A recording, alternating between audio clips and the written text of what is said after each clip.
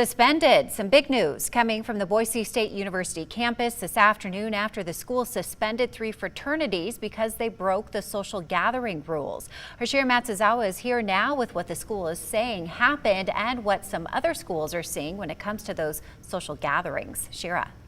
Tammy, BSU made that announcement earlier today. Pi Kappa Alpha, Delta Sigma Phi, and Kappa Sigma fraternities have all been placed on interim suspension along with 18 students. Now, BSU says they suspended those fraternities after they held large gatherings, which is in violation of the university's coronavirus policies. The school says some of the students suspended in connection to the gatherings are members of the fraternities, while some are not. In a statement, the dean of students said, "Keeping a campus open, safe, and healthy has been our top concern, and we have educated our students about the risks associated with large gatherings."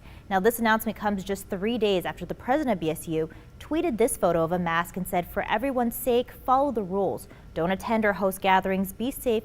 We can do this, Broncos." And last week, the president of the University of Idaho sent a memo to students after hearing reports of off-campus parties happening there. I checked in with the U of I's Director of Communications today, Jody Walker, to find out how things have been going since that memo came out. It was very well received. The majority of our students have complied from the get-go. They want to be here. They've told us over and over again over the summer that they want to be here and they want to be in person, and they're acting in such a way.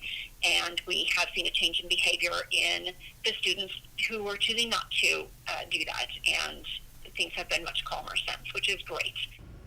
Walker adds each student at the school has to take what's known as a healthy vandal pledge in order to be on campus, and that includes things like pledging to wear a mask. At the College of Idaho, the Director of Marketing and Communications, Joe Hughes, says everyone on campus has to agree to what's known as the Yote Pact for their coyote mascot, and that states you'll follow certain safety guidelines in place. Right now, all College of Idaho classes are online, but some students can choose to live on campus, and Hughes says there hasn't been any incidents of large gatherings that he's aware of.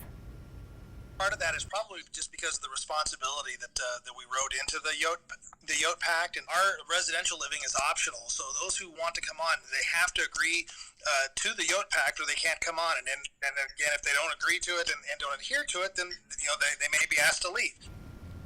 BSU also has similar rules and guidelines in place. It's unclear, though, how long this suspension will last. Tammy? Hey, thank you, Sheriff, for that.